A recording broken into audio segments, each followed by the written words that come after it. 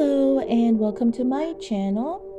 Say hi to a happy day. In this channel, I would like to share tales and stories I personally picked and or my kids' favorite book stories. Let's enjoy listening while I read to you a book, Asleep in Space. Imagine how it must feel to sleep in space. Probably very strange. You'd be far from home, spinning around Earth in a spacecraft without normal gravity holding you down. This is what it's like in the International Space Station, which is a huge spacecraft that orbits Earth once every 90 minutes. It's way up high, 250 miles away, and it flies at about 17,000 miles an hour. Now that's fast. The International Space Station was built by people from 15 different countries for astronauts to work, live, and sleep in. You can sometimes see it from Earth without even using a telescope. It looks like a big white dot moving quickly across the night sky. This space station has many parts called modules, which are all connected together. 6 astronauts can live inside it. There are cabins for sleeping, places to do experiments, and even a gym. Astronauts usually live in the space station for about 6 months, although one astronaut lived there for nearly a year. Astronauts are always busy. They make sure the space station is clean and working well. They sometimes go on spacewalks outside the station in their spacesuits. They also conduct many science experiments. This space research is used all the time in our everyday lives, so after all that hard work, the astronauts need a good night's sleep.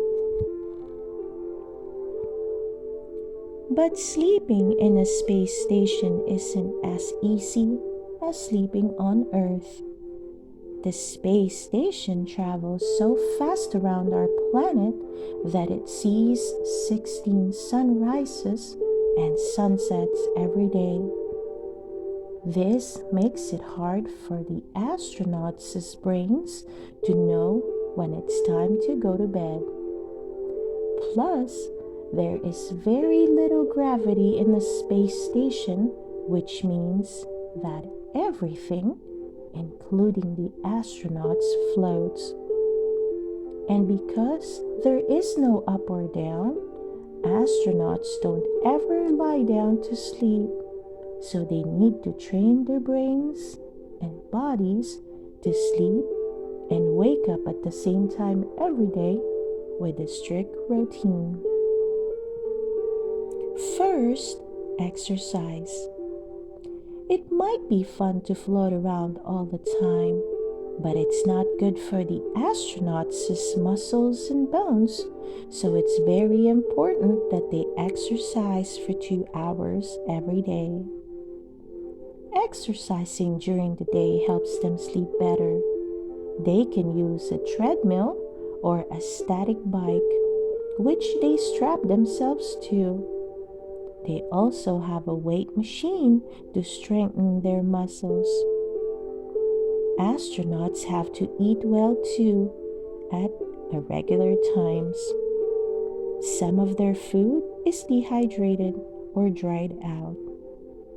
The astronauts add hot water to it before they eat. How do astronauts stop their food from floating away?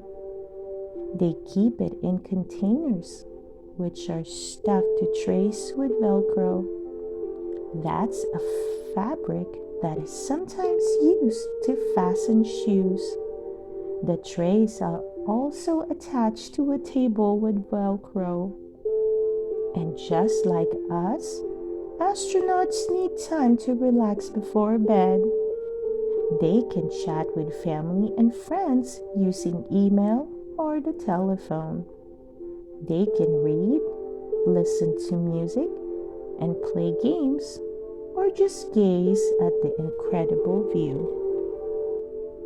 Before bedtime, astronauts might need to use the toilet. This isn't as easy as it is on Earth because everything floats.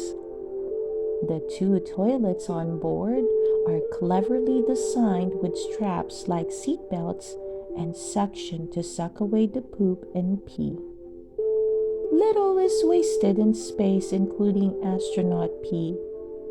The pee gets filtered until only pure water is left.